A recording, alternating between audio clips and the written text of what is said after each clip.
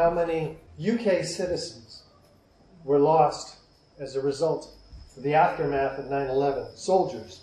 Well, first of all, citizens on 9/11 in the World Trade Center. Ian? 60. 60? Did you guys know that? 60. Matt? 67. 67. Do I hear? This is the truth of what happened to these souls is not on the mainstream radio. Your government has not told you the truth. You're going to learn that's going to be the case for you today. See, we have captured you because you walked through that door, you sat in this chair. You cannot get up and leave at this point. And the problem with that is that by the time we're done with you, we will change a lot of your thinking and your emotions. And as a result of this information you're going to be here, you're going to be cogitating and changing deep-seated convictions that are going to be turned upside down. How many of you experienced already what I'm talking about since 9/11? And the rest of you are in for a ride. A ride that started for me 12 years ago when I heard David Ray Griffin speaking on the radio, a researcher who's written now 10 books on the subject of 9/11. He was talking about this evidence that I'm going to be presenting to you today. And I go, what are you talking about? I would have heard about this by now. I watch CNN. We don't get the truth on the CNN, on BBC. So I knew I had to do something when I learned there was a third skyscraper that collapsed on 9/11. I go, what? I'm an architect. We know everything about these. This is the third worst structural failure in modern history. And yet most architects and engineers know nothing about it. Nothing. How many UK soldiers were lost in Afghanistan and Iraq as a result of the 9/11 wars? About 200. About 500. 500. 1,000 and something. 1,000 maybe. So somewhere, a lot of soldiers were killed also. How many in Afghanistan and Iraq? Muslims, Arabs, Jews, Christians in those countries. A couple of million. Guess what? All of it goes back to 9/11. What's the heart of 9/11? The World Trade Center. Okay. Maybe the Pentagon, which was used to declare the attacks an act of war. But the greatest loss of life was at the World Trade Center. We're going to start with an unknown building. Building 7, World Trade Center Building 7, because it just makes it so plainly obvious. When we can get architects and engineers into this room. How many architects and engineers here tonight? 1, 2, 3, 4, 5, 6, 7, 8, 9, 10, 11. How many firefighters? No firefighters today? How many normal people? Right. Awesome. Now, of you normal people, how many of you came in here today pretty much, I'll ask you 3 questions. How many of you pretty much agree with the official story at this point? How many of you are unsure? And how many of you have come already having looked at the evidence and know that we need a new investigation? First of all, the first question, how many are pretty much in agreement with the official story at this point? No reason to believe otherwise. This is what our government and media have shared with us. It's the most commonly held. Anybody? Now, how many of you are unsure? You heard a few things. You're here to check out this controversy. 1, 2, 3. 3. And how many of you have checked this evidence out and brought your friends who don't believe you, who think you're nuts? No, you didn't bring them, did you? You need to bring them. You need to be talking about this. I have been for 12 years now. And guess what? It's growing. 2,900 architects and engineers demanding a new investigation. How many here among you, architects and engineers who have signed our petition? Great. I'm going to guess 8. That's awesome. Thank you. And the rest of you can sign our petition supporting them as well. We have 20,000 who started by looking at Building 7. This is easily the 3rd worst structural failure in modern history, as I mentioned. Most people don't know about it. Why? Well, this building right here is only half the height of the Twin Towers. And when the Twin Towers went down that day, it survived for a while, but something happened to it. We're going to be taking a look at that. And it's part of the World Trade Center complex. And but it went down also. It's a football field away from the Twin Towers. But here it is, having survived the destruction of the Twin Towers that morning, still standing, wasn't hit by an airplane. But here's what happens to it at 5:20 in the afternoon.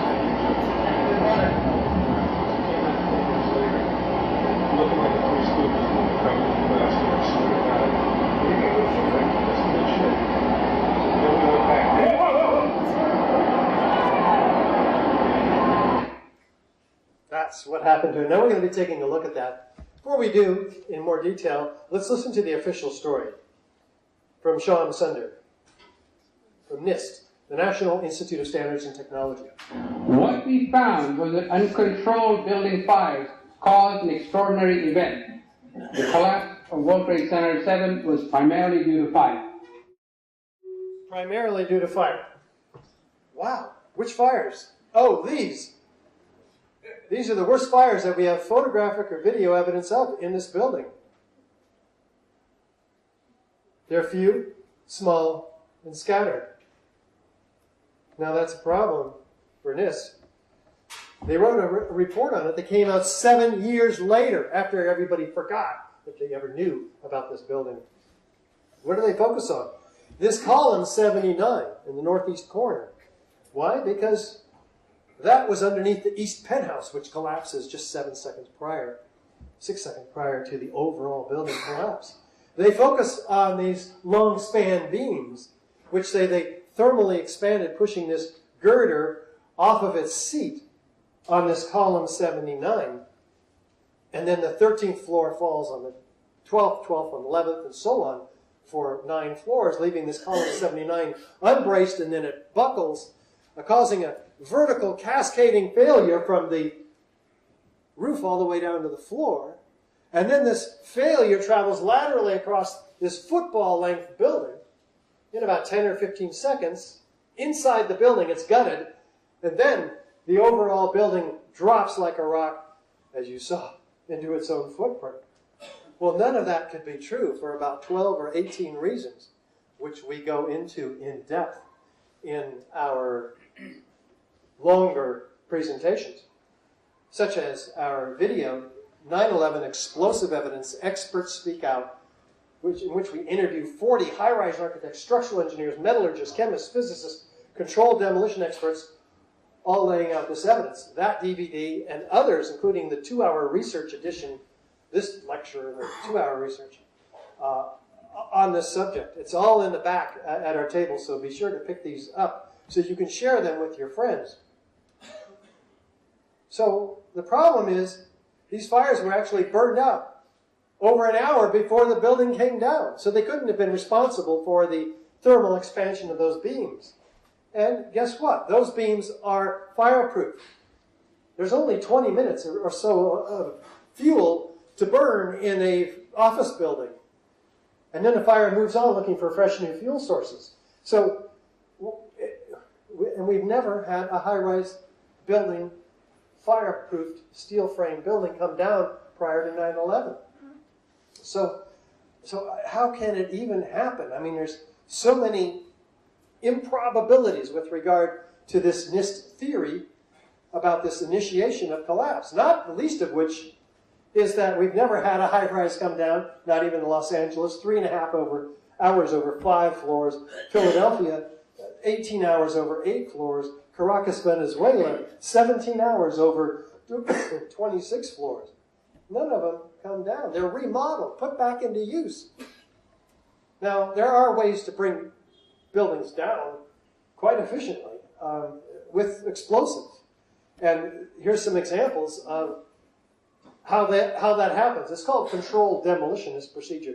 There's only a handful of companies in the US that can do this. And what they do is they strategically place shaped cutter charges against the columns and beams in the building, set them off in a defined order from bottom to top, usually. And this results in a number of features that are associated with controlled demolitions. Beginning with, there's a sudden onset of destruction. The building is sitting there, and all of a sudden, it comes down. Let's see if we have that feature in Building 7. What you're seeing are high shots. Now, here we're going to show you a videotape of the collapse itself. Now we go to videotape the collapse of this building.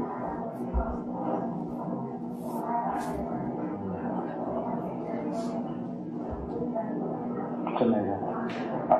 Amazing, incredible picture word.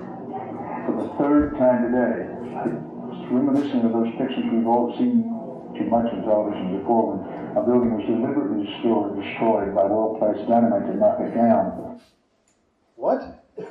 Dan Rather is really giving us some key information here. He's using his intuition about how this happens, but we've never heard him talk about that again, and we've never seen this building collapse after 9/11, with maybe 2 exceptions in the last 17 years.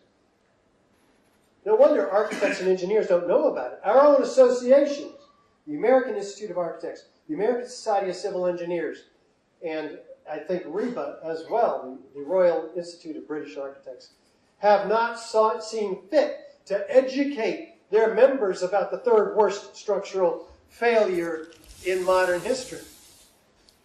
So, and I would love to take your questions at the end so that I can make sure we do get through the information. Is there a straight down symmetrical collapse? Feature number 2 of controlled demolition into the building's footprint. Let's watch from West Street. Well, pretty straight down, pretty symmetrical. Gosh. Watch the main penthouse and screen wall collapse a half a second prior to the overall building. Now NIST says, oh, this started at column 79 on the left and worked across the building in a matter of 10 or 15 seconds. But the video shows that all the core columns in the core must have given way at once underneath this main screen wall and penthouse at the top because it falls a half a second prior. That completely pulls the rug out from NIST's theory of the collapse of this building. And yes, it falls into its own footprint. The center of the pile is in the center of the footprint of the building. But I'm not quite convinced yet. Let's put Building 7 on the left, a known controlled demolition, a series of them, on the right. Is there any similarity? Is there enough similarity to warrant an investigation into the possible use of explosives? Especially since it looks exactly like a controlled demolition. Especially since fire, the official cause of this building's collapse, has never brought down a skyscraper before 9/11. Should it not have been the first hypothesis that NIST seriously considered, rather than relegating it to, a year later, answered in a set of frequently asked questions that were very frequently asked about controlled demolition? Number 3, is there a patterned removal of column supports? How do we bring a building down symmetrically? We have to take all 82 columns out virtually at once. We don't do that. The building begins to fall in stages and over to the path of least resistance. The broken columns. Does fire have this level of precision? These fires. You're beginning to see the picture here. I'm seeing it. How fast does a building come down? Well, David Chandler documents that it comes down in freefall acceleration. Wait a minute. How fast is freefall acceleration? I'm going to drop this object It's going to fall. 3, 2, 1. That's free fall. Why? No resistance. Wait a minute. This building had 40,000 tons of structural steel designed to resist any collapse for the life of this building. 3 to 5 times stronger than it ever needed to be.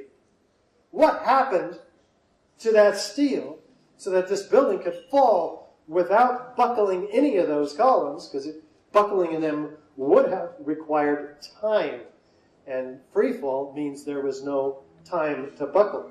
Something happened to them. They disappeared. It's as if you can see the building dropping, increasing distance over time. That's acceleration. It fits the free fall curve exactly. It's as if 8 stories were removed from this building all at once, resulting in the total dismemberment of the structural steel frame. This was a 47-story moment-resisting steel frame structure where the columns and the beams were rigidly welded to each other, most of them. And yet it falls like a house of cards.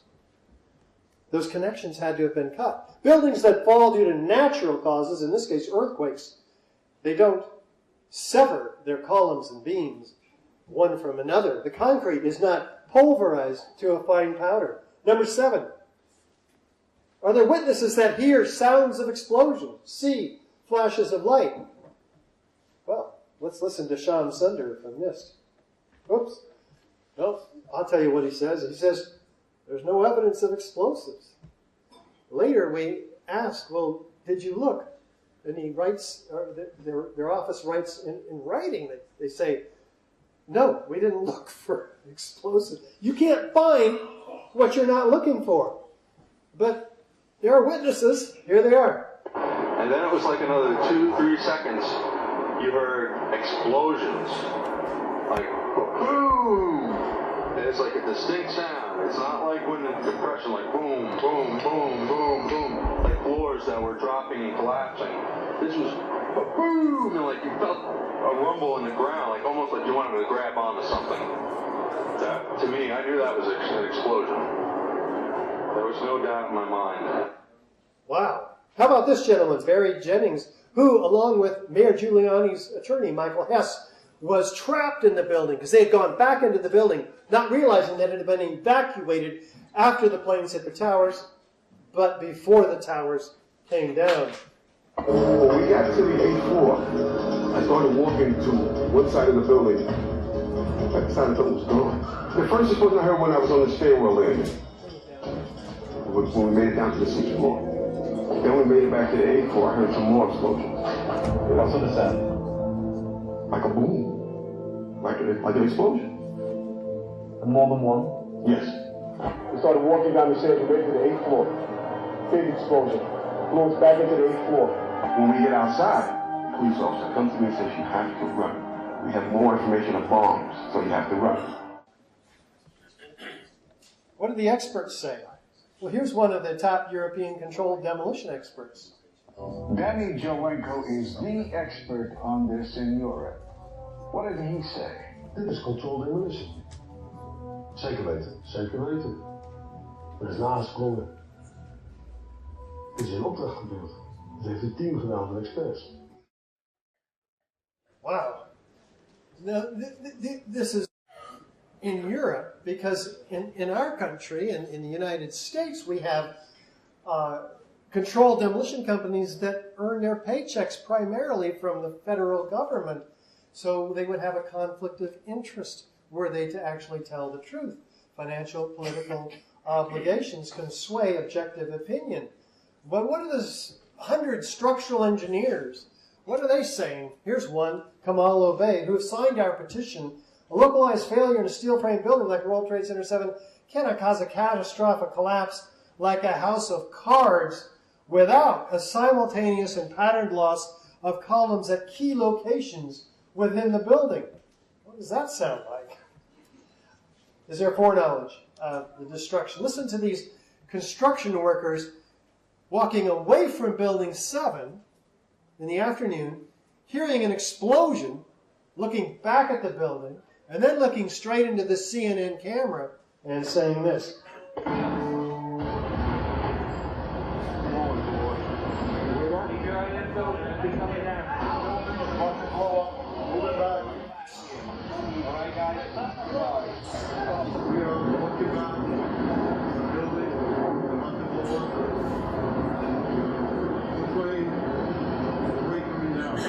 The building is about to blow up, flame and debris. How do they know? What did this gentleman say? Kevin McPadden. He was talking about explosions earlier. Before that, he says this, because he's listening. They're all moved back about 6 blocks, and he's listening to a radio held in the hands of a Red Cross worker. Here's what he hears. At the last few seconds, he took his hand off, and you heard 3, 2, 1. Do fires bring buildings down to countdowns? What in the world is going on here? How many of you are familiar with the BBC? They announced the collapse of this building 20 minutes before it happened. That's the best reporting that you can do. They apologize for this grievous error, citing the confusing events of the day. Does that make them psychic? What's really going on here? So, do we have the 10 key characteristics of controlled demolition here?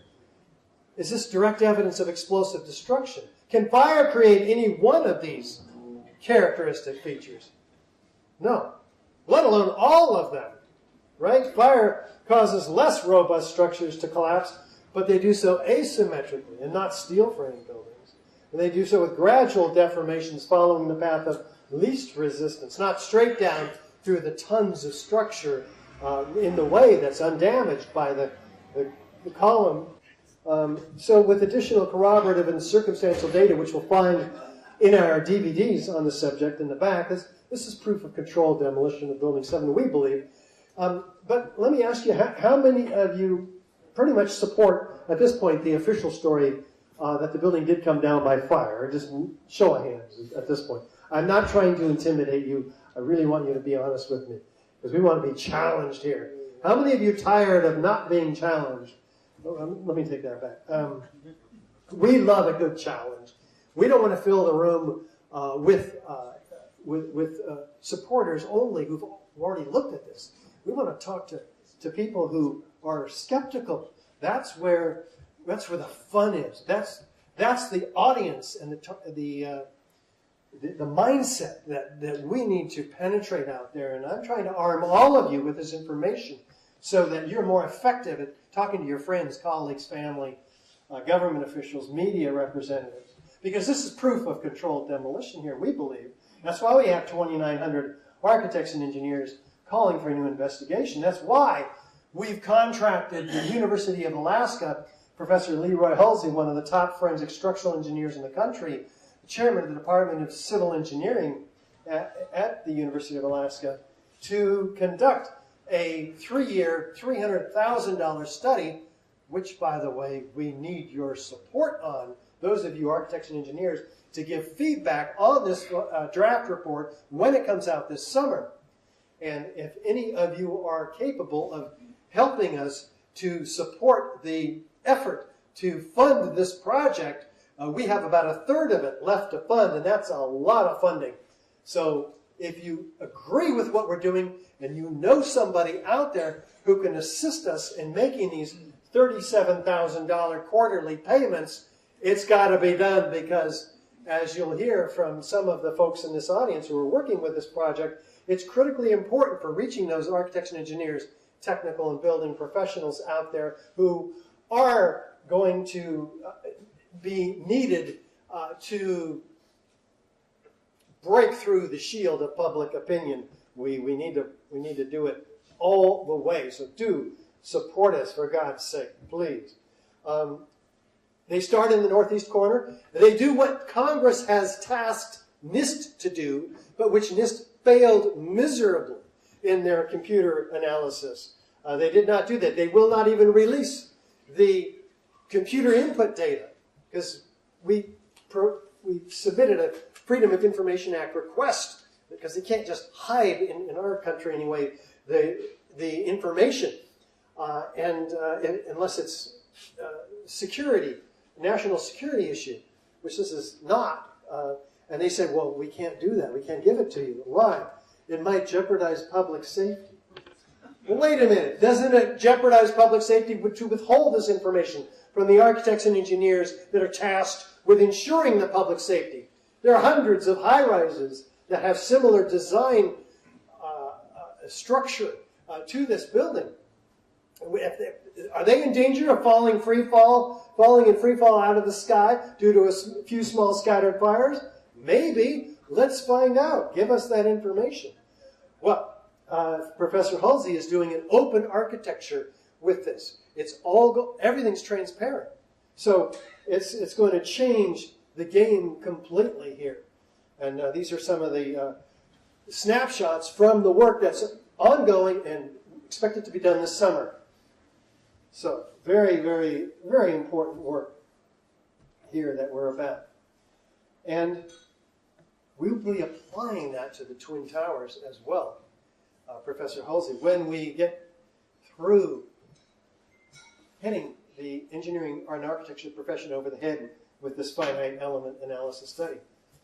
Because the Twin Towers also have a set of features with regard to their destruction that are very similar to Building 7. Starting with, is there a sudden onset of destruction? Well, let's look at the North Tower. It's standing there, and then it falls. It's sudden. There's no jolt. There's no hesitation. It just drops in acceleration, as we'll see. How about the South Tower? It's standing there, and then it drops. No halting hesitation whatsoever. Is there a pattern set of explosions heard by witnesses, flashes of light seen by them? Yeah. In fact, the oral histories that were recorded that we didn't even know about until 2005 Graham McQueen finds 118 firefighters out of the 500 that were recorded talking about explosions and experiencing explosions and flashes of light. We felt the ground shake. You could see the towers sway, and then it just came down. So again and again, you're going to hear these witnesses. We have 118 of them. Most of them are saying, this happened. We heard something. We saw something. We felt something. And then the towers came down. Not the towers coming down and producing this phenomena. All of a sudden, the ground just started shaking. Felt like a train running under my feet. The next thing we know, we look up and the tower is collapsing. Shook my bones. Shortly before the tower came down, I remember feeling the ground shaking. Heard a terrible noise, and then debris just started flying everywhere. Look at the North Tower on the right. A known controlled demolition on the left. Is there any similarity? Is there enough similarity to warrant an investigation into the possible use of explosives? Especially since it looks exactly like a controlled demolition, especially since fire, the official cause of this building's collapse, along with some damaged columns from jet planes, has never brought down a skyscraper. You ever see the professional demolition where they set charges on certain floors and you hear pop, pop, pop? You heard that friggin' noise. That's when I saw the building coming down.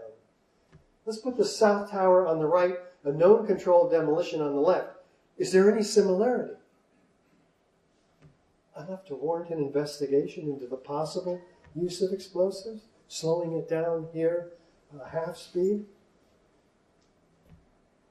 Sudden onset? I thought the terrorists planted explosives somewhere in the building. That's how loud it was, a crackling explosive. We started one. All by force. Was it the head detonated? Yeah, detonated. Yeah. Take down a building. All the way down. Wow. Well, the official story tells us that this upper portion of the building, above the point of jet plane impacts, in the case of the North Tower, 15 stories, it drove the rest of the building down to the ground and then destroyed itself. There's a lot of problems with this theory. First of all, you can see that it's not driving anything down. It's destroying itself first. It's right there in the video. Very clear. Let's listen to Massimo Mazzucco's New Pearl Harbor. Something of this kind is what we should have seen when the top section of the towers collapsed onto the lower one. It halts. The upper and lower sections should have mutually destroyed each other until all the energy is dissipated and the system comes to a rest. Alternatively, as shown in this experiment with 2 towers made of snow, the top section could have fallen off to the side after the initial collapse. What could not have happened is this. A little tiny chunk of the building can't possibly fall and crush the entire structure below it. This is such a simple, fundamental concept that architects and engineers were astonished in seeing it totally ignored by NIST. This is high school physics, and our whole society is being led to believe that these fundamental laws of physics, hard science, don't apply anymore. Laws of physics are immutable. They didn't stop on 9/11. Besides, none of the photographs or videos show a section of building driving the rest of the building down. What do they show? A geometry of fireworks, upward, outward arching streamers, laterally ejected, freely flying structural steel sections trailing thick white smoke clouds. It looks more like the Tongan Sea volcanic eruption. Number 3, is there a straight down symmetrical progression into the building's footprint? Well, this is a 200-foot wide building. And the debris, though, is outside the footprint up to 1,400 feet in diameter. It's symmetrical. Look from below. How do we get complete symmetrical destruction when we have asymmetrical damage from the fires, asymmetrical damage from the planes, and asymmetrical loading on this south tower, which has actually begun to fall off the building? It's a complete non sequitur. It makes no sense. And the damage is extensive, well beyond the boundaries of ground zero. Most of the debris is outside the footprint. How does gravity work? Down. What's happening here? Something else. Out. There's no debris. Well, there's very little debris inside the footprint, as we'll see. Building 7, on the right side, oops.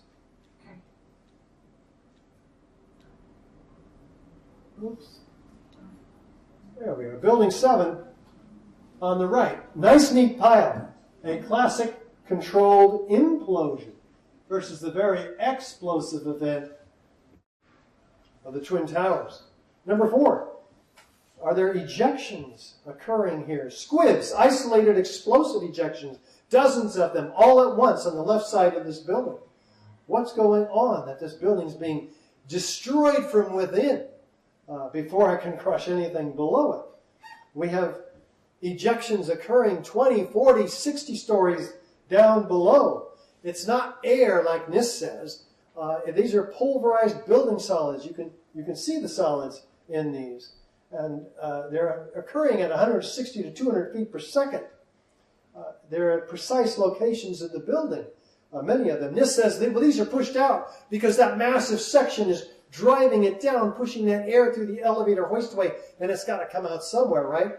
Well, no. If that were happening, which we saw is not already, there's no upper section available, but if it were there, it would come out through the elevator hoistway, fill the open office planning, which was created with this unique structural innovation known as the Twin Towers in the early 70s.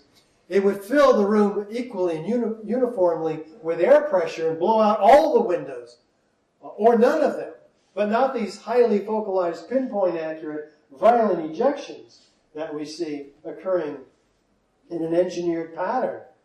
Number 5, how fast is the building coming down? Well, let's put side by side the building coming down and an animation. Get a sense of this. 5 seconds, 7, 10 seconds. In about 15 seconds, all the steel is down. A dozen seconds, it's completely destroyed. Free fall is about 9-10 seconds. How does that happen? What's it going through to get to the ground? All this steel, there's more steel here than glass in this facade. 90,000 tons of steel. How did it get through that so fast? And what's happening? It's shattering that steel structure. All like a house of cards. It's all the steel almost is separated one from another, column from beam from all the components, save these shards that are at the bottom. Well, the NFPA 921, the Guide for Fire and Explosion Investigation, says look for high-order damage characterized by the shattering of the structure. But NIST didn't follow the National Fire Protection Association guide, which is used not only in the United States but around the world as a standard. Is it a collapse or is it explosive dismemberment?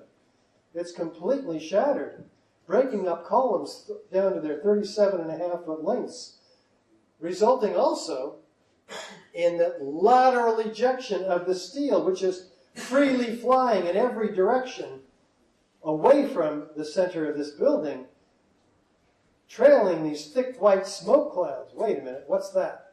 Back to, forward to, back to, forward to. That's a 45-degree angle. It starts horizontal, and then gravity takes out and begins to go 45 degrees. How does a progressive gravitational collapse work? Down. What's happening here? Out. There's enough energy to fire a 200-pound cannonball 3 miles. And there's hundreds of these that are pelting 300 to 600 feet away. What happened to the floors? We have 110 floors, each an acre in size. Where are they? They're not down at the bottom. On the left, we see a twisted pile of twisted steel, core columns, perimeter columns. On the right, yeah, this is a gravitational collapse. We're looking for pancakes, right? Where are the pancakes? 110 floors, 4 inches and 8 inches thick. Where are they? Well, let's look at feature number 8, pulverized concrete. Because it's missing down at the bottom. Where did it go? Oh, it's pulverized in midair. Not when it develops its gravitational potential and hits the ground and then breaks up. How does it get pulverized in midair? 90,000 tons of it to 100 micron particles, including the fluted metal decking that the concrete was originally poured in. 220 acres of that in both of these buildings.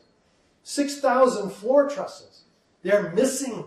They're not found at the bottom. I mean, we don't have 50 floors at the bottom that should be stacked up, not 10, not 1. The concrete has been distributed all across lower Manhattan in a 4-inch thick blanket. 30% of this is concrete. 10 to 20% of it is gypsum board, wall board. What do the experts say? Again, some of the 100 signed on to the structural engineers signed on to the petition, the AE 911 Truth.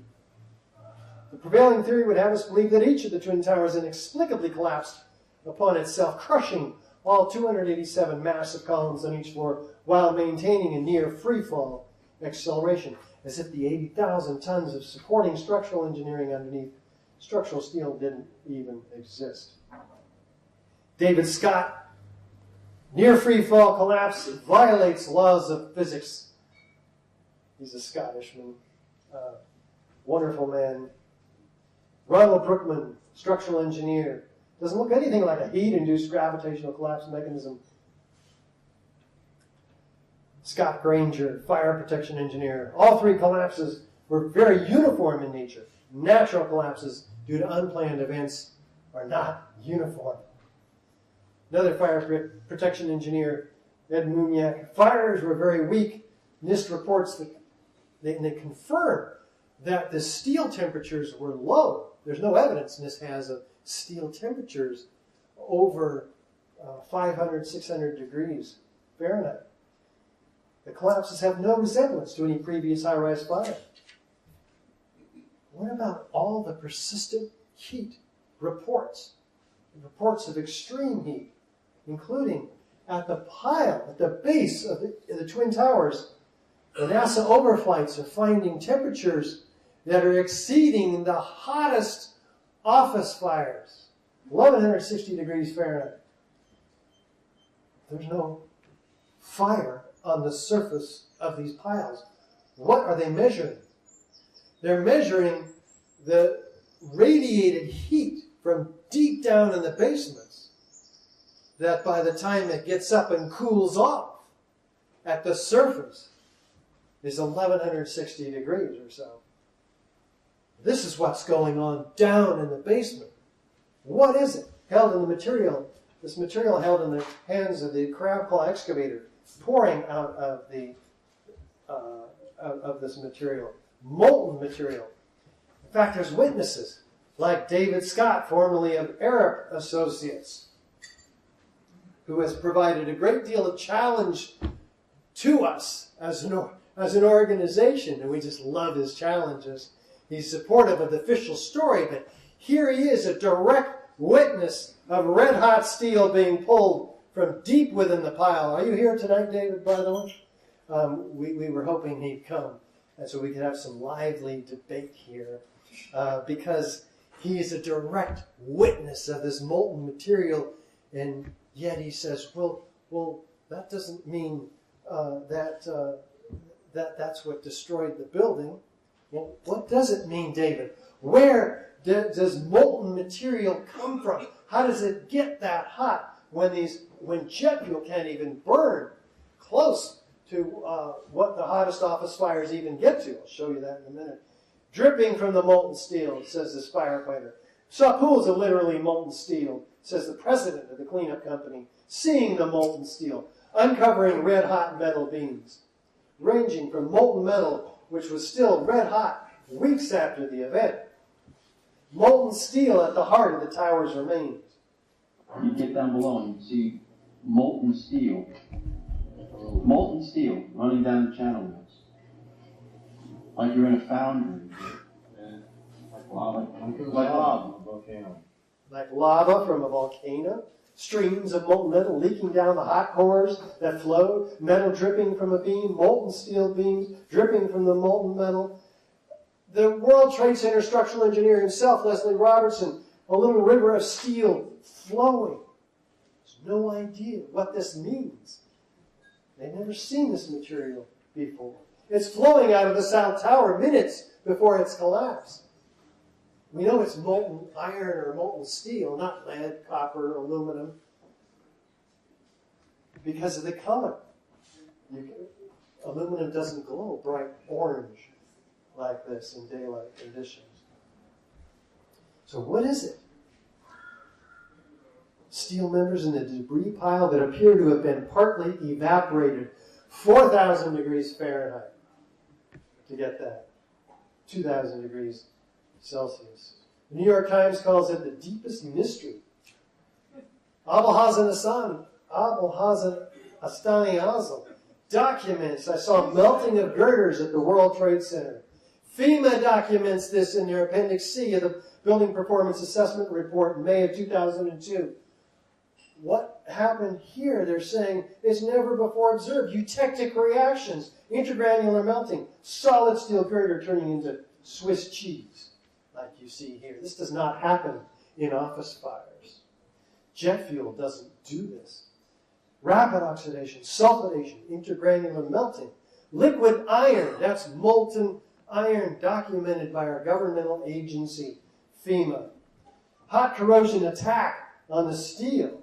They documented very carefully. The New York Times calls it the deepest mystery uncovered in the investigation. And yet it's completely ignored by NIST. When they took over the investigation from FEMA and threw this information out of their final report, which documented half-inch steel thin to almost razor thickness. Rapid oxidation sulfidation. So, the fires are maybe 1,200 degrees. Those are the hottest office fires. NIST claims 1,800 degrees. But still, you're far less than what's needed to even begin to explain all of this phenomena. Steel doesn't even melt till 2,800 degrees. What can create these temperatures? We're going to look at thermite as a possible source. Creates 4,000 degree temperatures. Because jet fuel doesn't. The manufacturer says burns only 600 degrees in open air. Jet fuel is just kerosene. It's not a big burner, unless you put it in a jet engine, which is designed to take advantage of that. So the fires are not explaining this incredible temperature, which by the color of it, we got the physics of it, right? It's over 2,500 degrees Fahrenheit. What's going on here? Is there evidence of thermite? Well, what is thermite anyway? An incendiary used by the military, thermite is a compound of iron oxide and aluminum, which when ignited sustains an extreme heat reaction, creating molten iron. In just 2 seconds, thermite can reach temperatures over 4,500 degrees Fahrenheit, quite enough to liquefy steel. We know that open-air fires cannot burn hot enough to melt steel, but metal had melted at the base of the towers. Appendix C of the FEMA report describes sulfur residues on the World Trade Center steel. The New York Times called this the deepest mystery of all. Sulfur slightly lowers the melting point of iron, and iron oxide and iron sulfide had formed on the surface of the structural steel. Sulfur used with thermite is called thermate, producing even faster results. Maybe we're getting somewhere here tonight, because if thermite were used, it would explain the extreme heat, because it produces 4,000 degree temperatures. It would explain the elemental iron, which we're going to see a lot of evidence for also. And it would explain the presence of sulfur, because sulfur is added to thermite to become thermate, much more effective at cutting through steel. What does the NFPA 921 say? Look for unusual residues that could be caused by pyrotechnic materials like thermite. Well, this says that we found no evidence to suggest that explosives were used. And again, a year later they say, this did not test for the presence of explosive residue. My gosh, but others did, including Stephen Jones, former Brigham Young University professor and nuclear physicist. He says, well gosh, thermite would produce a characteristic burn pattern, a white, yellow, hot liquid metal, like we see pouring out of the South Tower 10 minutes prior to its collapse. It also produced a whitish cloud of aluminum oxide gas, like we see rising off that pouring liquid metal out of the World Trade Center, and like we see following these freely flying structural steel sections. Wait a minute, structural steel is not flammable. Why is the ends of these structural steel sections trailing thick white smoke clouds? Has that ever been explained? Can that be explained with the official story? It can be explained by the test done by Stephen Jones on the International Peace Park, which he examines the slag on the ends of these materials and finds what? The evidence of thermite incendiaries with X-ray energy dispersive spectroscopy. The steel is cut very cleanly by the iron workers on the site with oxyacetylene torches. This is not from an oxyacetylene torch. This is very irregular with leftover aluminum residue indicating incomplete chemical reaction of thermite on the ends of these steel beams, which you see all over the place with this thick slag pouring off of these 45-degree cuts. And we have 5 or 6 core columns still standing, cut before the iron workers were at the site cutting them. What cut these? Well, you can create cutter charges in your own backyard like civil engineer John Cole did. Take a look. Oh, we don't have that video, but it works very effectively. You can create this material in your own backyard. In fact, there are thermite cutter charges that are patented prior to 9/11 that are very effective at issuing streams of molten iron to cut effectively through much thicker steel. But what else was found in the World Trade Center dust here by the US Geological Survey, doing toxicological studies on all the dust? Billions of these small iron microspheres, previously molten iron microspheres in all the World Trade Center dust, up to 10 tons of this material. What is it composed of? They're iron, elemental iron, not melted steel. Where does elemental iron come from? 10 tons of this material is formed during the event, not after. We're talking about, and not before.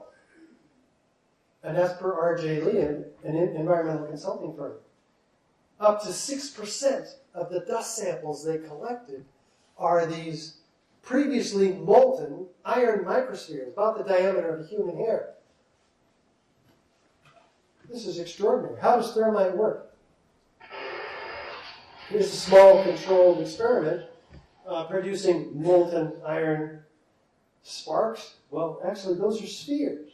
Because when you get an aerosolized liquid, it, by its surface tension, forms itself into a sphere. That's what raindrops are, basically. So you have molten iron spheres cooling, falling with all the dust. Could that explain what's happening with the toasting of the tops of the cars in the area? Well, what else is happening within this dust? A team of engineers and scientists led by Niels Harrit, Stephen Jones, and others that do samplings collected independently, 8 of them, and including Jeanette McKinley's apartment. And they document 4 of them in this peer-reviewed paper because they got real curious about these dual-layered red-gray chips, a 16th of an inch long, some of them. And they get real curious because the X-ray energy dispersive spectroscopy studies find what? The ingredients of thermite, iron oxide, aluminum powder. Why is the ingredients of thermite doing in red-gray chips found throughout the World Trade Center dust? They come up to a magnet. They get real curious, and they zoom in 50,000 times and find what? Iron oxide crystals and aluminum platelets at the nanoscale, 1,000 times smaller than the diameter of a human hair. What? They put them in a heater, and they ignite at 420 degrees centigrade, about 750 degrees Fahrenheit. They produce what when they ignite? Spheres that are the same ingredients or chemical signature as those found in the World Trade Center dust by the USGS. So we know exactly where these came from, as if we didn't know. These are found attached to red-gray chips that are partially ignited. We know exactly where they came from. You see, this is a set of internally consistent, repeatable experimental data that could put a lot of people away for a long time for bringing these towers down by thermite, which is developed prior to 9/11, documented by Lawrence Livermore Laboratory, not created in a cave in Afghanistan. It's highly energetic, pyrotechnic, or explosive material. In the Bentham Open Chemical Physics Journal, this 25-page peer-reviewed paper called Active Thermitic Materials. What happened to the evidence? Well, beginning 2 weeks after 9/11, it's put in barges sent to China for recycling before investigators could get their hands on it and do a proper investigation. 400 truckloads a day. This is the illegal destruction of evidence in a crime scene, prompting Bill Manning, editor-in-chief of Fire Engineering magazine, crucial evidence that could answer many questions is on the slow boat to China, showing an astounding ignorance of government officials to the value of a thorough scientific investigation. The destruction and removal of evidence must stop immediately. So you see, we have the 10 key characteristic and uncharacteristic features of controlled demolition. This is not evidence of destruction by fire, any of them. It's destruction of evidence by explosions.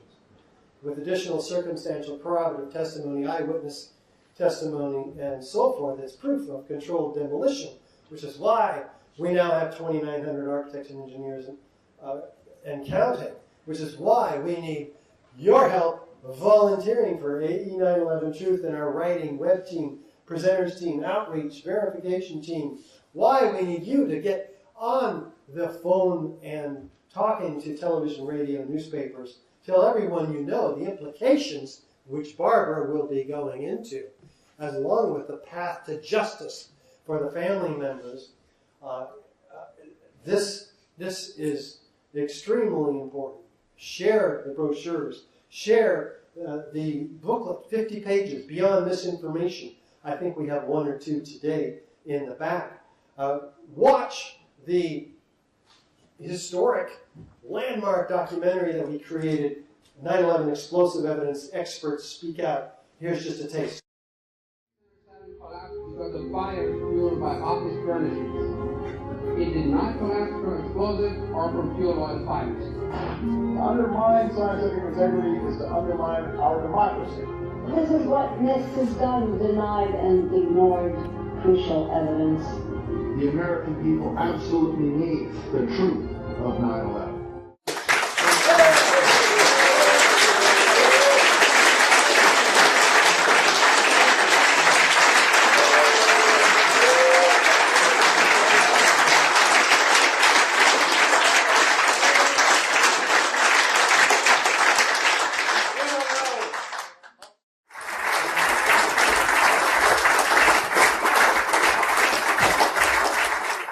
On the slide is the logo that Richard Gage and Architects and Engineers created for our His and My European tour.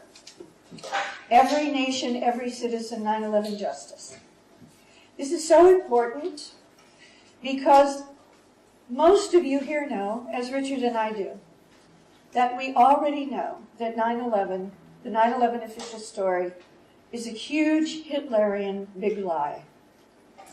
And we all know pretty much what really happened at the World Trade Center.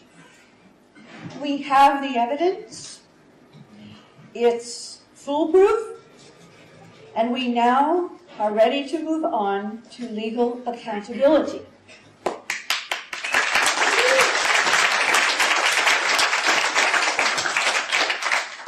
So, I am here as a board member of the Lawyers Committee for 9/11 Inquiry.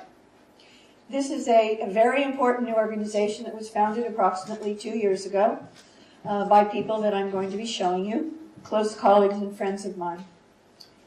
The Lawyers Committee for 9/11 Inquiry has approximately 35 full attorneys, and most of them are from the United States, but some are from Europe and Canada.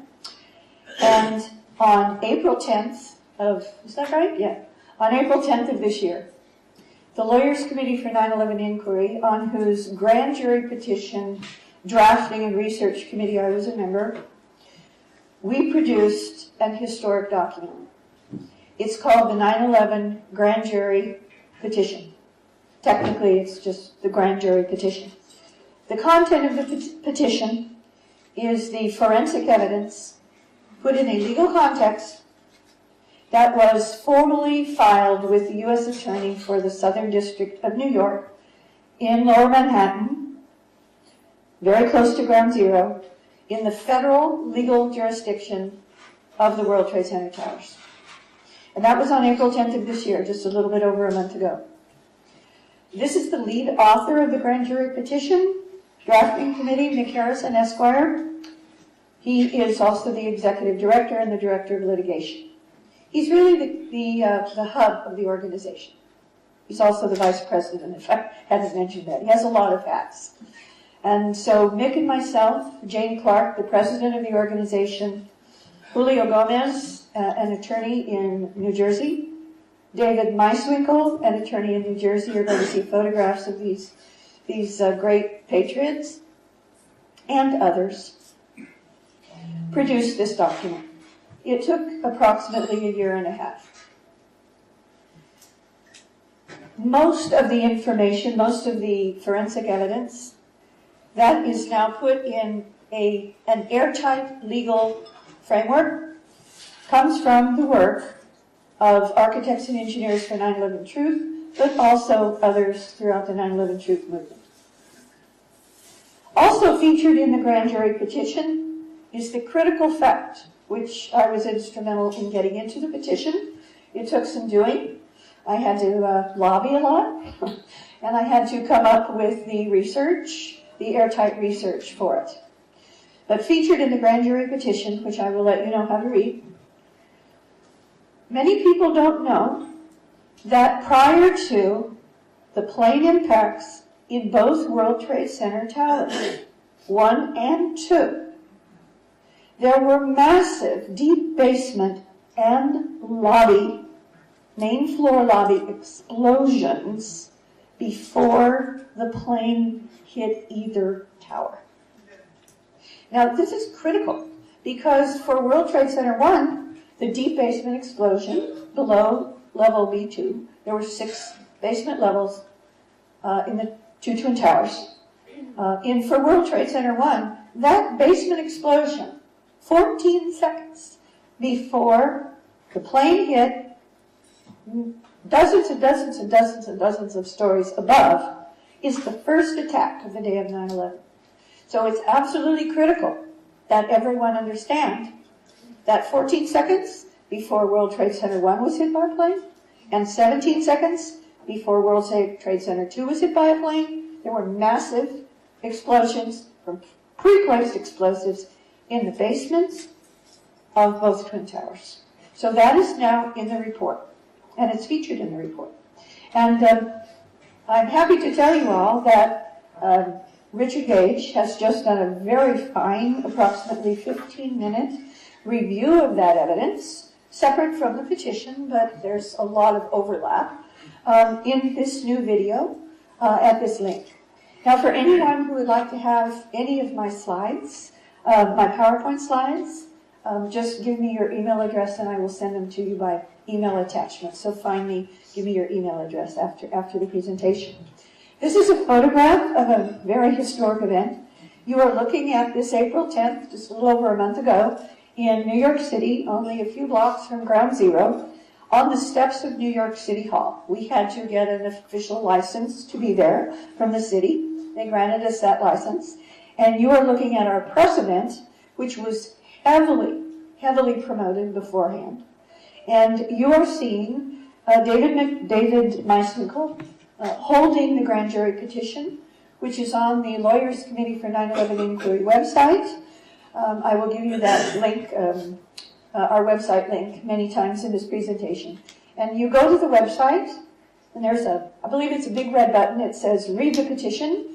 You click on that, and the petition, which is a little over 50 pages, will come up.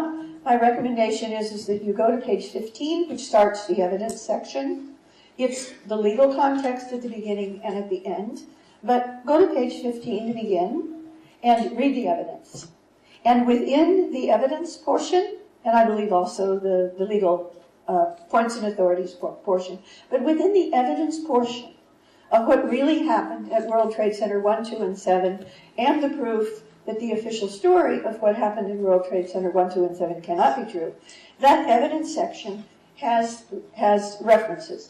And each one of those references is a live hyperlink on our website. You press on it, and you will go directly to the exhibit, the evidentiary exhibit. And those exhibits are videos. Those exhibits are actual documents. And you need to know when you read it, and you go to the evidentiary exhibits, that this is the precise document with those exhibits that is now in the hand of the US Attorney for the Southern District of New York, the jurisdiction in the United States that covers Ground Zero and the Twin Towers of World Trade Center 7.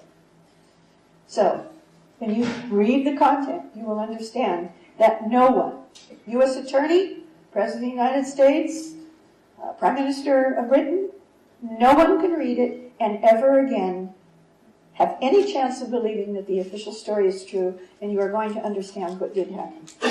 All right.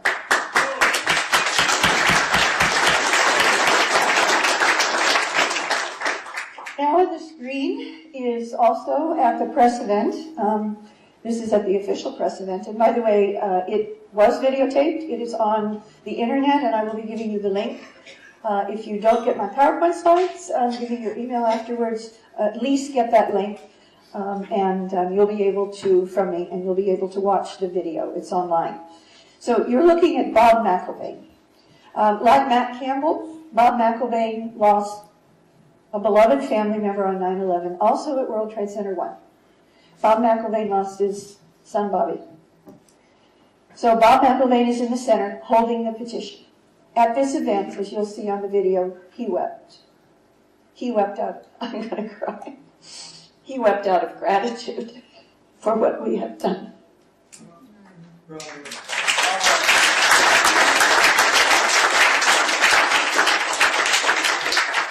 And Bob McIlvaine is just one of the 9/11 victims' family members, and I look forward, if you haven't already, Matt, to signing our petition. Already have. You have? Great. Matt signed the petition. Okay. So, Matt and Bob McIlvaine are two of at least a dozen 9/11 victims' family members who have signed the grand jury petition. And Matt, your signatures and Bob McIlvaine's signatures were submitted to the US Attorney that day, about 2 hours before this event. Okay. Sorry you couldn't be there. All right.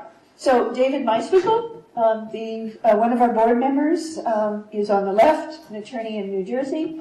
And of course, New Jersey lost almost as many citizens of the United States as New York, by the way. Huge, hundreds and hundreds. And on the right is Julio Gomez, another one of our board members of the Lawyers Committee for 9/11 Inquiry. The two of them, myself, Jane Clark, you're going to see her in a moment. She's the president of the organization, and Mick Harrison, whom you just saw, I believe. That's Mick. We were on the committee along with David Cole, who is a researcher. I hope I'm not forgetting anyone. But there were just a handful of us out of the 35 or 40 attorneys and professional researchers and investigators who were on the grand jury petition drafting and research committee. So you're looking at three of them, myself and those two. All right. Now, by law, this is very good news.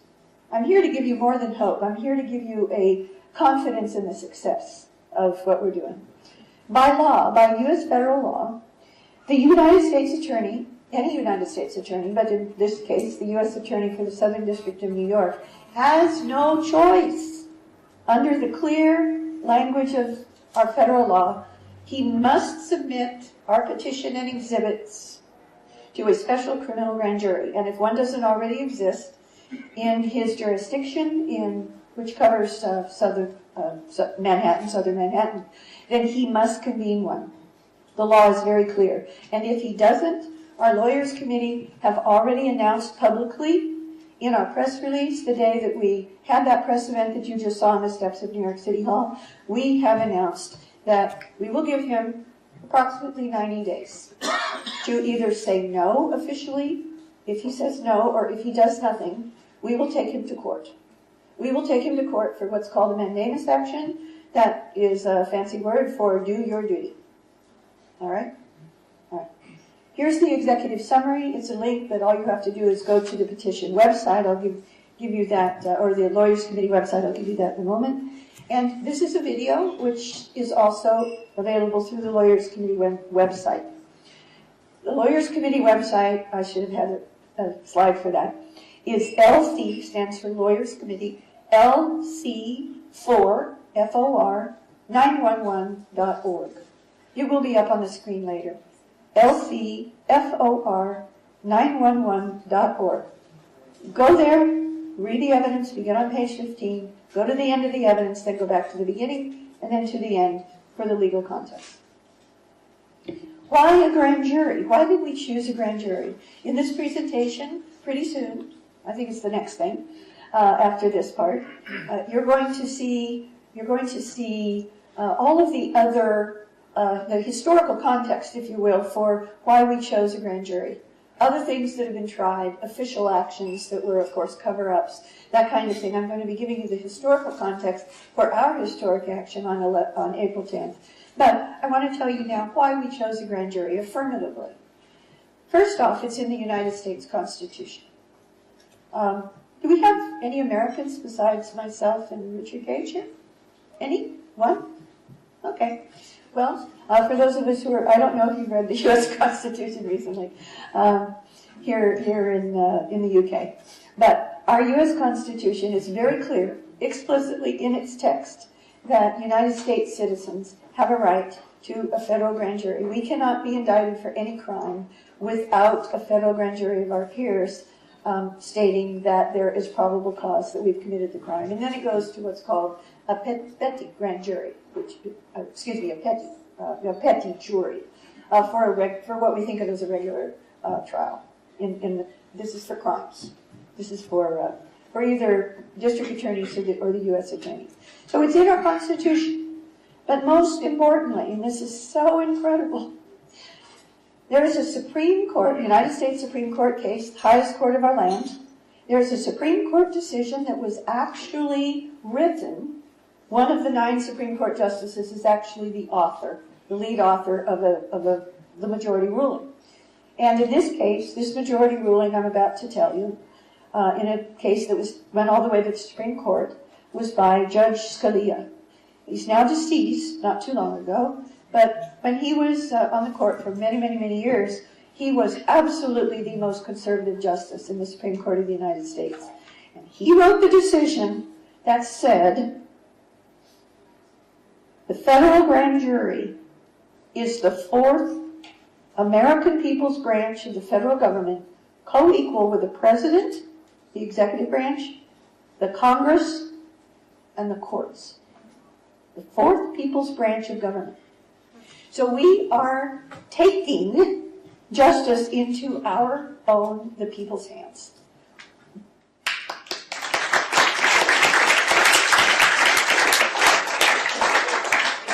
And the WTC grand jury petition that we have just filed is just the beginning. The Lawyers Committee on 9/11 Inquiry, of which I'm also a board member. Let's see, is that okay? Yes. Of which I'm also a board member. I believe we have 9 board members, including someone you might recognize, Ed Asner, the famous actor and progressive activist in the United States. He's one of our board members, and he is really our best promoter for what we're doing. But this particular filing with the federal grand jury in the Southern District of New York is just the beginning. We have already decided that our petition, research, drafting, and filings in the future will include all the other 9/11 aspects of the 9/11 attacks, including the Pentagon, including Shanksville, Pennsylvania, including the anthrax slaughter attacks, including official government misconduct and foreknowledge, including the so-called alleged hijackers and alleged hijackings, including the 9/11 scenario military exercises that led to the absurd hour and 45-minute NORAD non-response to 4 planes. And we also have a very strong Freedom of Information Act submissions and litigation section.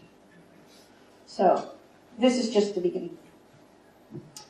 So what is the genesis of the Lawyers Committee for 9/11 Inquiry and the genesis of the World Trade Center grand jury petition we filed on April 10th?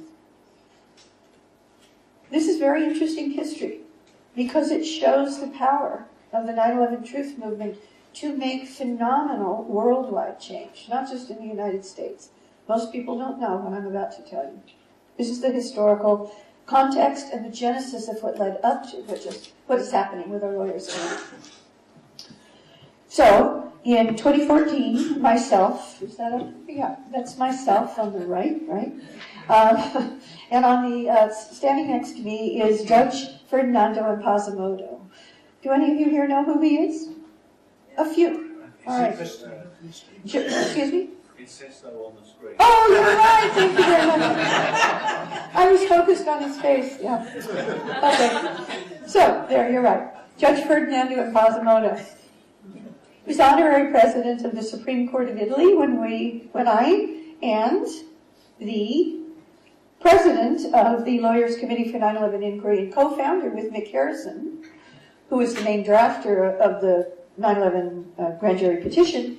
That's Jane, and that is Jane and myself in Rome in 2014, where we and a world-famous attorney, Daniel Sheehan, you may know who that is, even here in the UK. Daniel Sheehan is a 35, 40-year colleague and friend of mine. We both live in the Monterey Peninsula of California. And Danny Sheehan also came with us. Danny Sheehan is the famous attorney for the Pentagon Papers case with the New York Times, for the Karen Silkwood case, for the Iran-Contra case against North, Secord, and Hakim, and many, many, many others. So Daniel Sheehan was also with us, even though he's not in these photographs. So we met with Judge Impossimoto. And the reason is that before he was honorary president, which is after he was retired from the Italian Supreme Court at this time in 2014 when we met with him. But prior to that, he had been the Chief Justice of the Supreme Court of the country of Italy. And he was, unfortunately, he recently passed away, bless his soul. He was an incredible man, and still is, with what he's achieved. He wrote 2 books on 9/11, and he was, when he was both an investigative magistrate, and then he went all the way to the Chief Justice of the Supreme Court of Italy. He was it was under his aegis that Italy did the investigations that found that the explosives that were used by the Gladio operation that was run out of NATO and our Pentagon in Washington, D.C., that killed over 80 people in the Bologna bombing and all of the other Gladio operations against innocent civilians to blame on the left, the socialists and the communists during the Cold War to discredit them before elections, that those explosives came from the NATO base in Italy. So he, in his books, he calls 9/11 the American Gladio, when the Gladio operators brought a false flag attack back to our own country. And he's an amazing person. So we talked to him to get his input on what we could do to bring the real perpetrators into the public arena, to name them, to shame them, and to bring them to legal justice. So that's why we were there. And then, 2 years ago, a little bit less than 2 years ago, in September of 2016, at the main event worldwide for the 9/11 Truth Movement, which usually happens in New York City. I can only think of one example that didn't. I think that was 2014 at the Pentagon, near the Pentagon in Washington, D.C. But the Lawyers Committee for 9/11 Inquiry and Architects and Engineers for 9/11 Truth held this historic event in New York City, and it was called 9/11 Justice in Focus. You can see the entire, I think it's 2 days of videotapes of these historic panels and evidentiary presentations on the forensic facts of World Trade Centers 1, 2, and 7 to a distinguished panel of the attorneys of the newly formed Lawyers Committee for 9/11 Inquiry. I'm actually just off to the right. They cut me off, but I was up there. All right. So now the historical context for the official filing of the 9/11 grand jury petition. So now that we see this incredible positive development, now I'm just going to quickly review for you what our government and NATO did about 9/11, how absurd it is. It's not just a cover-up, it's worse than that. And that is official U.S. government and NATO actions. And it was our government, the Pentagon and NATO, that did the Gladio operations. We know that from a number of wonderful investigators who've written books, in particular Professor Daniel Ganser of, I believe it's Switzerland, yeah. So, what were the actions that the U.S. federal government took right after 9/11? Patriot Act? No, I couldn't do it. In the United States, the very first one was the authorization for the use of military force. It's called, in vernacular, the abbreviation, the AUMF. It was passed only days after 9/11, basically under threat to the U.S. Congress. Everyone was in a fear state. The pretext, of course, was to retaliate against those that the Bush-Cheney administration claimed attacked the United States on 9/11 and killed almost 3,000 victims, or harbored those who did. That's very important. It's in the language of the authorization for use of military force, which is a federal statute, a federal law, a bill that was passed by Congress. I believe that was the 14th of September, just days after September 11th. All right. This act actually has to be, under the act itself, it has to be renewed or amended by Congress every 4 years. To this day, as I'm standing before you, over 17 years later, this AUMF, the authorization for use of military force, with very few word changes, based upon the official lie of who attacked us on 9/11, is still on the books, and it is still the legal framework and pretext for over 17 years of all the 9/11 wars that have killed at least 1 million people, displaced, 5 million, massacred people, taken our blood and treasure, taken your blood and treasure, taken the blood and treasure of all of our NATO coalition allies, produced the pretext for a mass surveillance state across the United States and NATO nations. To this day, it's still on the books. Now, of course, the official 9/11 story was rolled out of the box, given to Congress in the Spear state just 3 days after 9/11, when, under pressure, they passed the AUMF that's still on the books. And it was based upon the official story that the FBI came up with just before that. And that official story to this day is that 19 alleged hijackers did the attack. But of the 19, just to show you how absurd it is that the AUMF is still on the books and still being used as a pretext for all these 9/11 wars based on the 9/11 lie, 0 of those 19, even by the official story, even if there were hijackers. This is the official story now, based upon which the law was passed to begin with. 0 were from Afghanistan, right? So what did we do? We attacked Afghanistan. 0 were from Iraq.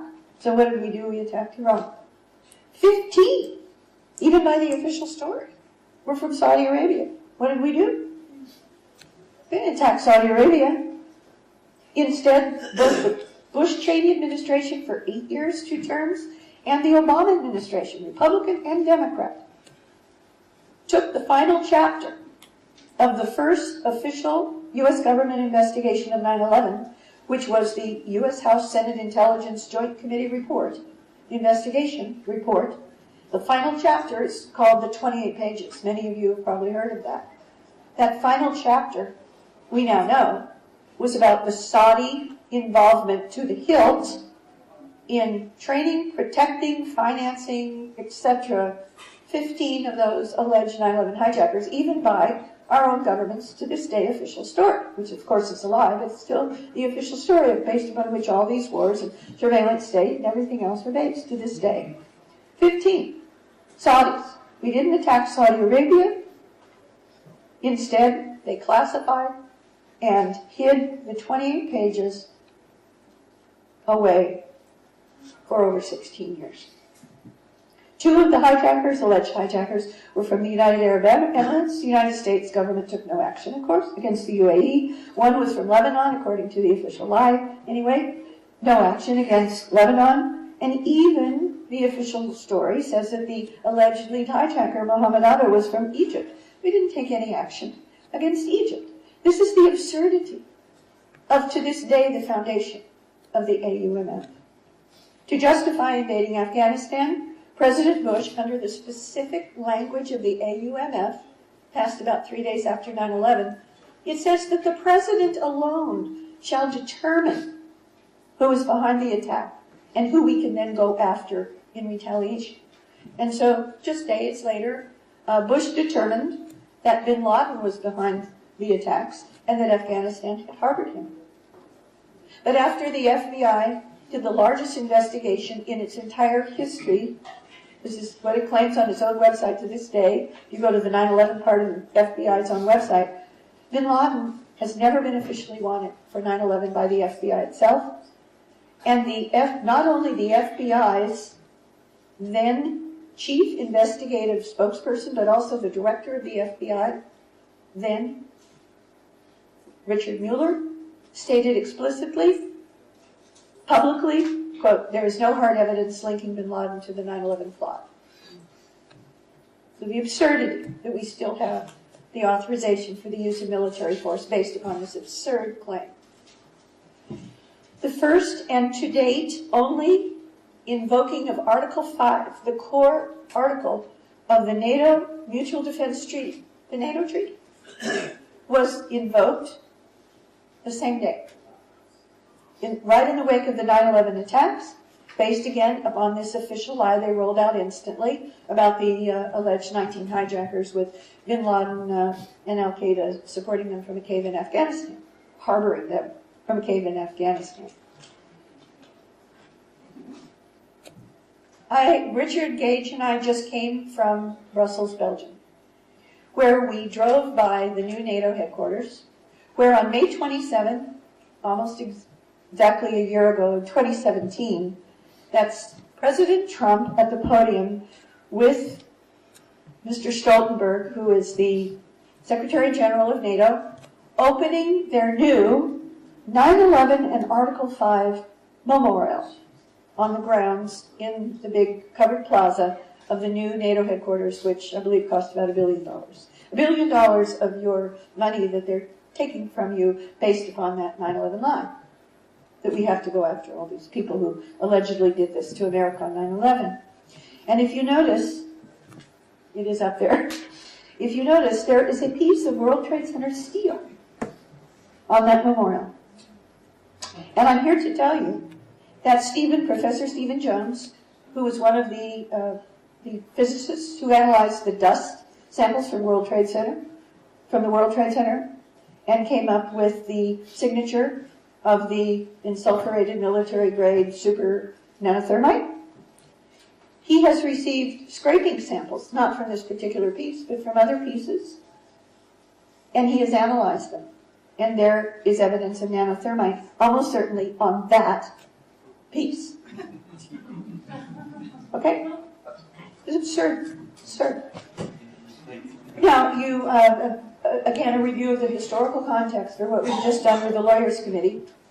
And the point of my doing this is to show you what's happened before, and it's not just a cover-up, it's actually absurd. We're in a kind of, since 9/11, we've gone through the looking glass and we have to get ourselves back out with the truth. So, in the United States, as I mentioned earlier, there was the Joint House-Senate Intelligence Committee investigation, and the final chapter of that, the 28 pages, that was classified and kept secret for over 14 years, until it was finally released just before the 2016 presidential election in the United States, a little bit under 2 years ago. And those 28 pages, of course, were kept secret for all those years, despite the sustained lobbying of the 9/11 victims' family members, even the Jersey girls.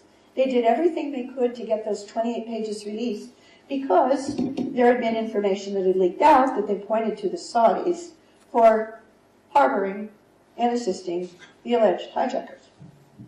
Well, they couldn't get them out. The national security state refused to release them, all kinds of different pretexts for over 14 years. Until the summer of 2016, when the 9/11 truth movement itself intervened and achieved, in a very short period of time, not only the declassification and release of the 28 pages, but as soon as those were released, as you'll see here, as soon as they were released, within a very short period of time, I think it was 2 weeks max, a critical law was passed by the United States Congress, if you can imagine, unanimously. The original vote was unanimous. There wasn't a single vote against the Justice for Sponsors Against Terrorism Act, JASTA. I'll get to that in a moment. But JASTA is a genuine revolution in international law. We achieved that in the United States, myself, Jane Clark, and Mick Harrison, and Mike Gravel, the famous Senator Mike Gravel of the 28 pages, with the assistance of Daniel Sheehan, the famous attorney who went to Rome with us to visit Judge Impossimoto. We achieved this personally.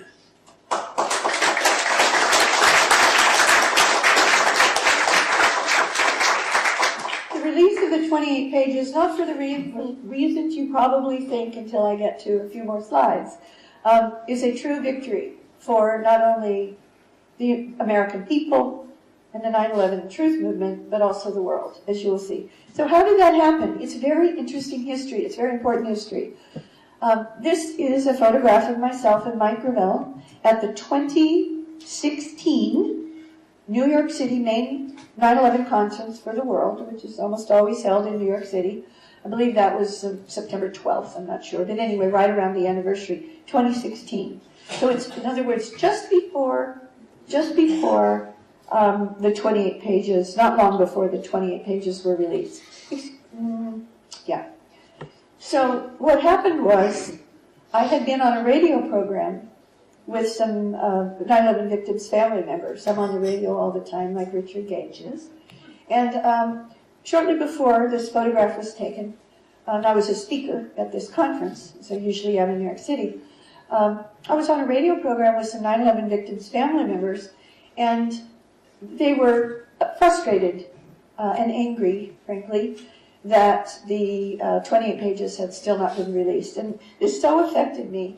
I was so angered by it at a very core level of my soul that when I got off the radio program, before I went to sleep, I asked the force to show the way. And so help me God, when I woke up in the morning, that's the sentence that was in my head. We need a Mike Gravel for the 28 pages. And I knew Mike Gravel. He had lived in Monterey, California with me, as synchronicity would have it, serendipity would have it. He and his wife had lived there, I believe, for about 10 years when she was the president of one of our local universities in Monterey, California, the Central California coast. So my first thought was, of course, what Mike Gravel did with the Pentagon Papers was they were classified at that time during Watergate. And he got a hold of those papers. We don't have to say how he got a hold of them. They were classified. He shouldn't have had them. He was a senator from Alaska at the time, in the 1970s. And he got the papers, and he took this courageous act of starting to read them in a Senate hearing room. And then he read some more, as I recall, on the floor of the United States Senate. And Nixon was so infuriated, President Nixon, who was, of course, trying to cover the whole thing up before he was forced to resign or be impeached.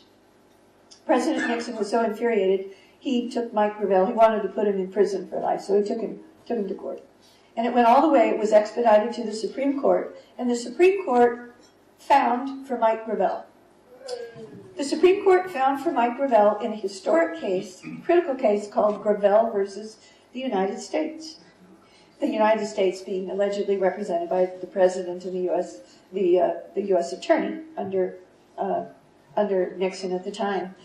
And amazingly, US versus Gravel states clearly and explicitly that any member of Congress, House or Senate, an active member of Congress, in any official capacity, doesn't even have to be what Mike Gravel did with the Pentagon Papers, reading them in an official hearing room of the Senate or on the Senate floor, which gets it into the congressional record. Every word in a hearing, House or Senate hearing, or on the floor of the House or the Senate, by law, has to go into the congressional record with a court reporter, and it's immediately published. It becomes an official U.S. government document.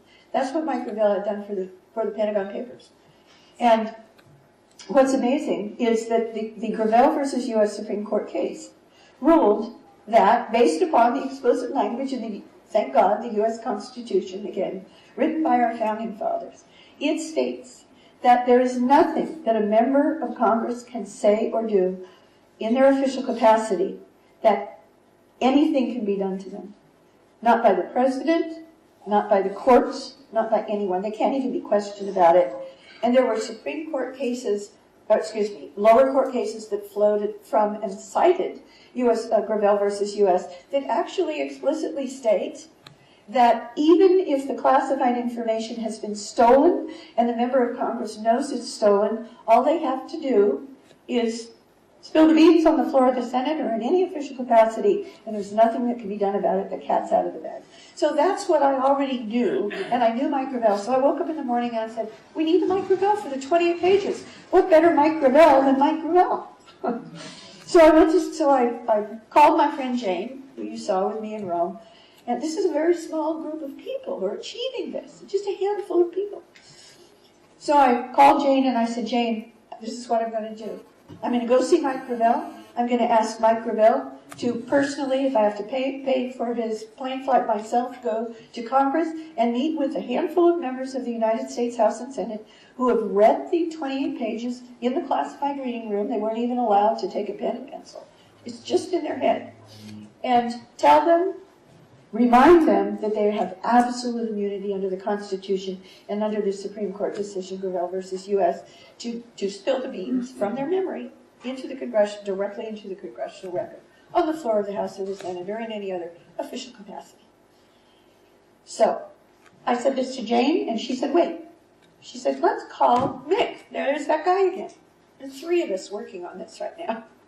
And so she called Mick, and it wasn't more than a couple of hours when Mick, Jane, and I were on the phone. And Mick said, Barb, it's brilliant. I think it's going to work. But let me protect you. Let me, Mick Harrison, who is the main author of the grand jury petition we just filed. Mick said, he's a whistleblower's attorney, by the way, a very successful one. He wins his cases, including one on 9/11. So Mick said, let me protect you and Mike Gravel. Mike is no longer a sitting U.S. senator, and you're not in Congress, even though I run through Congress twice from the same congressional district we were in. But he said, you're not sitting members in the House or the Senate. I need to protect you, because otherwise somebody like Nixon could want to put you in prison for encouraging or enticing a member of Congress to spill classified information. They're protected, but you're not. So let me, Mick, write a law review article. I'm going to review U.S. versus Gravel versus U.S. and all of the lower court decisions that stem from it, and I'm going to do this analysis, and then I will give you that law review article text, and you and or Mike or both can then take it to those members of Congress, and you're covered by First Amendment free speech protection. And that's what he did. So this moment is when Mick and Mike Gravel and I were at this 9/11 Truth #1, main worldwide conference in New York City in 2016. So there we were together, and that literally was taken about 30 seconds after I told him, Mike, we need a Mike Gravel for the 28 pages, and I will never forget that moment. We were sitting on the side of the luncheon room in a break in the conference, the 9/11 conference in New York City, and I started to say, Mike, I said, Mike, your country needs you. We need a Mike Gravel for the 28 pages, that sentence that came into my mind a few mornings earlier. And I'll never forget this moment. Just before this photograph was taken, he reached out to me. He's in his 70s. He reached out to me. He took me by my shoulders and held them tight. And he said, before I could even finish the sentence, he said, Barbara, I know what you're saying. I'll do it. I'm an old man. This is my mission. I'll do it. Now go on.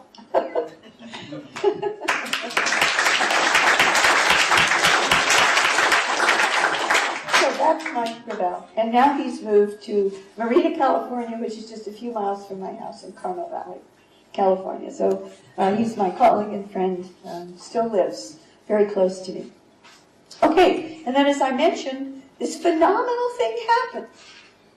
What Mike Gravel did result very quickly in the release of the 28 pages, which I'm not going to go into that unless you ask questions in the Q's and A's. But the 28 pages, if you haven't read them, they're on the internet. They're actually 29 pages, but they were called the 28 pages. Final chapter of the first official 9/11 investigation by the U.S. government, by the House Senate Intelligence Committee. And when you read them, you will see, oh my God, if you buy the official story, which of course is not true, but everything is based upon it still, the AUMF and everything else. If you buy the official story of 9/11, the 28 pages make it clear that the Saudi royal family, in particular Prince Bandar, who is so close to the Bush family, he was called an honorary member of the Bush family, Bandar Bush. It's called Bandar Bush. There are 17 references to Bandar Bush in the 28 pages, and all kinds of specific evidence that especially the FBI had obtained before 9/11 that Bush and Obama, over 16 years, almost 16 years, had hidden away from the American public. We got it released. Mike Gravel, Mick Harrison, and myself got that released. So as soon as that was released, JASTA passed. What is JASTA? The 9/11 victims' family members for all those years have tried to get JASTA passed. The law was written, it was in the hopper in the Congress, but there was no lever. There was no public lever or leverage to get it passed until the 28 pages were released that showed that the Saudis, at least, were complicit in the official story of 9/11. So once the 28 pages came out, and that was in the public, and by the way, every single top person in the entire, not just national security state of the United States, but the entire international security state of our allies, including the Saudi spokesperson for their federal government, including the Director of National Intelligence, Mr. Clapper, including the CIA Director, Mr. Brennan, including Obama himself, including former presidents, including former CIA directors. They all went public saying, you can't pass JASTA. You can't pass JASTA. The United States Congress, the first vote was unanimous. Unanimous. So once JASTA was first passed unanimous, then, you'll love this, President Obama vetoed it. He took Saudi Arabia's side. Now let me tell you what JASTA says to understand how evil that is. And this is the mentality of the entire superstructure of not just the US, but the NATO, all NATO countries, the entire international security state in the so-called West. Okay? And that is what JASTA says. This is almost verbatim. It's not a very long act. It's now law in the United States. What it says is that if there is credible evidence that any foreign government or any of its agents are complicit or even assisted a terrorist act against U.S. citizens on U.S. soil, that they will no longer be able to hide behind what's called sovereign immunity of a sovereign state. Their sovereignty is stripped away from them.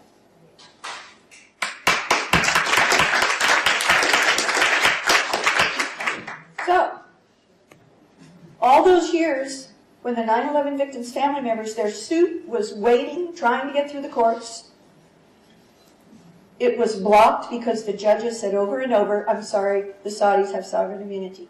JASTA passed, the sovereign immunity was stripped, and just a few months ago, Judge Daniels of the same federal court in the Southern District of Manhattan that we just submitted the grand jury petition to the same person, the same court.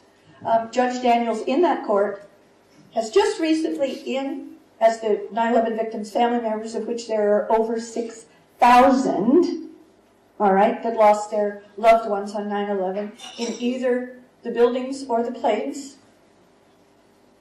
The judge cited JASTA in removing the sovereign immunity to allow over 6,000 9/11 victims' family members' lawsuits to finally move forward in our courts.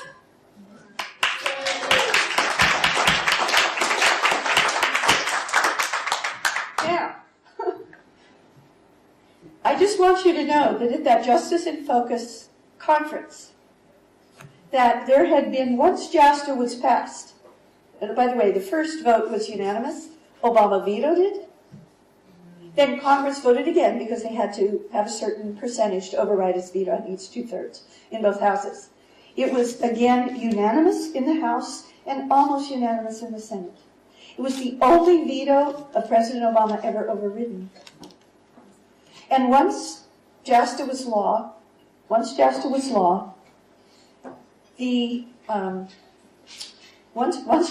on the books, JASTA was then used, as I mentioned, to allow the 9/11 victims' family members' court cases to go forward.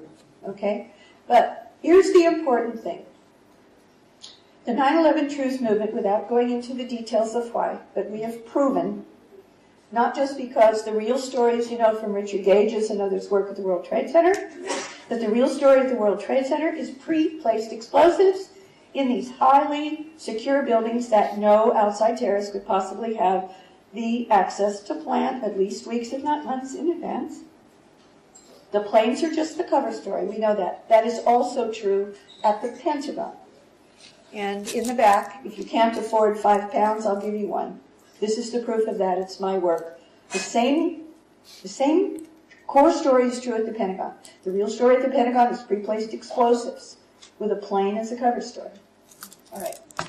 So, because we know that the official story of the hijackers isn't true, they had a plot to do it. Yeah, they were assisted by the Saudis and Prince Bandar of Saudi Arabia, who went on to be head of Saudi intelligence, by the way.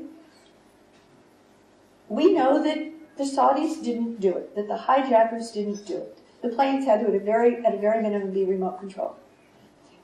So there were no hijacker pilots doing these things. Nevertheless, this is what the 9/11 victims' family members' case is assuming. They're very wise. They're assuming the official story that our government still supports.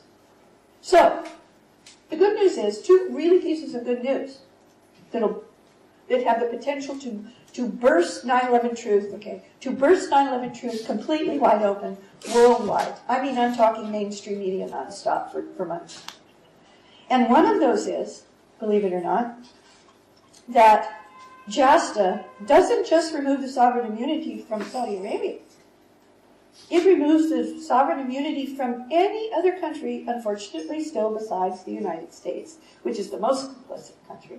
But nevertheless, every other country, and I'm not going to name them, but some of you may have in mind some other countries that were a lot more complicit. Well, I'm not saying. But there are some other countries that are a lot more complicit, and we have the proof of that. And that's in, by the way, the last third of Behind the Smoke Curtain you can have for free in the back of the room. It's in the last third called Who Did It? But anyway, even though we know the Saudis didn't actually do the deed, they did support these alleged hijackers who were planning it. Yeah. So they had the conspiracy to do it. Okay? But just imagine, this case is now going forward, thanks to JASTA. Judge Daniels just let it go forward. The case of over 6,000 9/11 victims' family members against Saudi Arabia for supporting the alleged hijackers. Imagine, when that gets into court, the Saudis are going to have to either, one, come into court and defend themselves, or two, not show up. I don't think they're not going to show up. And the reason I think they're going to show up and defend themselves is because the way they defend themselves, remember, within 24 to 48 hours after 9/11, there were 6 alleged hijackers who showed up still alive. So all they need to do is bring even one, let alone 6 of them, into the courtroom in the ultimate Perry Mason moment. Can you imagine? I want the Saudis to defend themselves in this case. I'm sorry that the 9/11 victims' family members will therefore lose that case, almost certainly.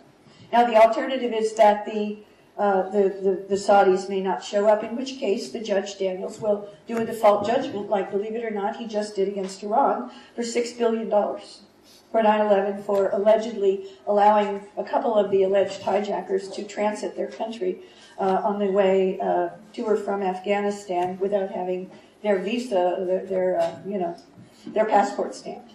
$6 billion under JASTA was just misused by people who took Iran to court under JASTA. All right, and then of course there are the kangaroo courts. There was the Moussaoui trial. There are the kangaroo courts in Guantanamo, the military tribunals. But I'm here to tell you that after 17 years, Khalid Sheikh Mohammed, the alleged mastermind of 9/11, and the other 4 alleged masterminds or plotters of 9/11, of the alleged official story plot, the hijackers, they're still languishing away all these years later in Guantanamo military prison in Cuba, and they're not even in pre-trial stage yet.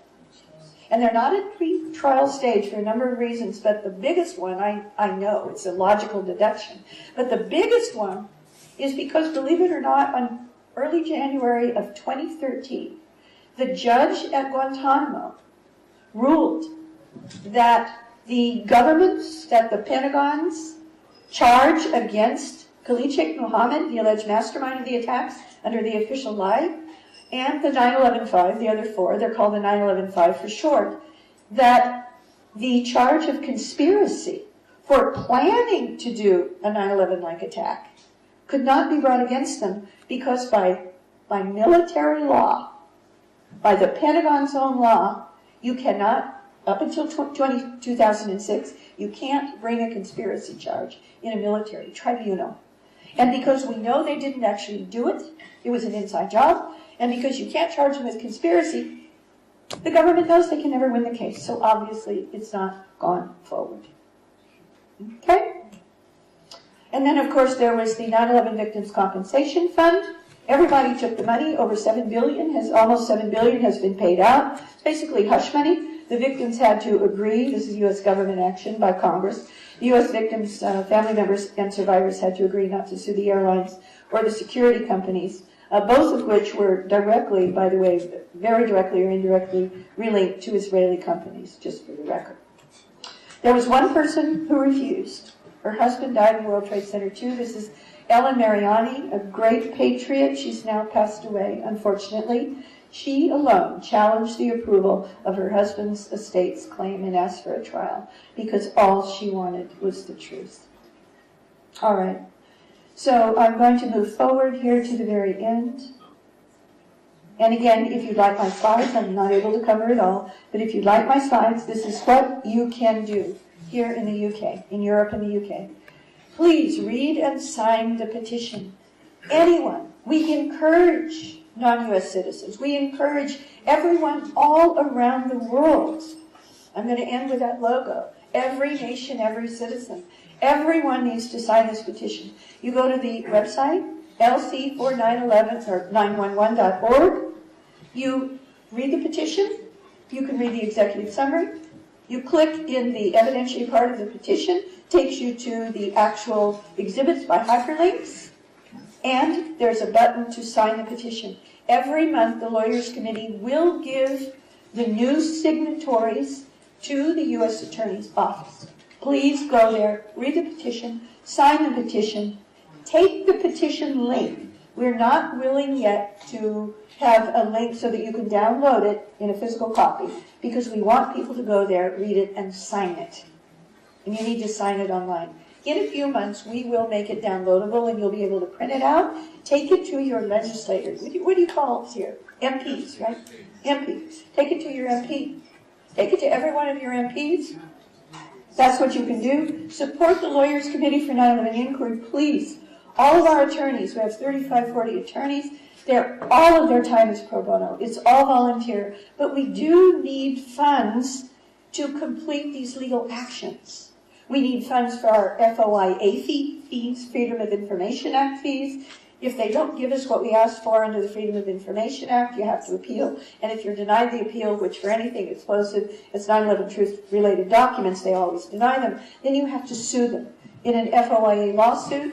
And we have legal experts in FOIA lawsuits, and we have researchers who are experts in FOIA lawsuit research.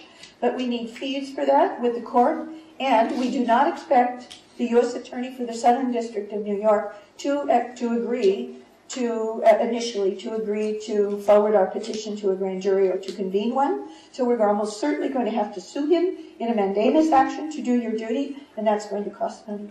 So please, you can donate at the Lawyers Committee website as well. That's lcfor911.org. And finally, all of these countries had victims of 9/11. Any citizen of any of these countries who has a family member, an immediate family member, I believe it goes down to siblings, to brother or sister, so a spouse, children, mother, father, sibling, who died in the attacks of 9/11 in the buildings or on the planes, has standing, it's called, has status to sue if it's anything like the law in our country. You should have standing to sue for what really happened in 9/11 in your own country's court. Now, you're probably not going to get the United States government to appear in court, but that's great. You don't want them to because then you get a default judgment against the U.S. government for the truth. And all you have to do is take the grand jury petition. In a couple of months, you can print it out, and that will be what your attorney uses. All right? Non-U.S. victims, 372. European victims, 122. And now this is very important, UK, 67.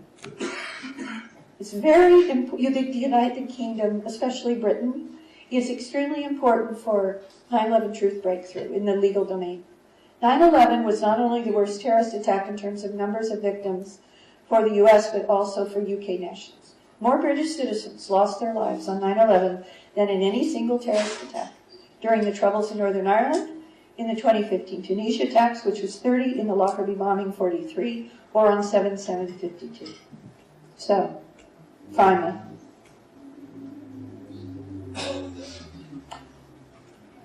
you can join the Global 9/11 Truth Action Project, called TAP for short. And you do that by going to this link. And you will see all the incredible things that you can do and the flyers that are already there. Just like when you go to the Architects and Engineers website, all of those flyers, I believe, are downloadable. Anything you need to take action to educate your family members, your friends, your colleagues, people at work, and the general public, you can flyer during the weekends when you're not working. You can join the Global 9/11 Truth Action Project, which is a spin-off from Architects and Engineers from 9/11 Truth. And in closing, we all have a choice between two futures. We can either have this, that's a headstone,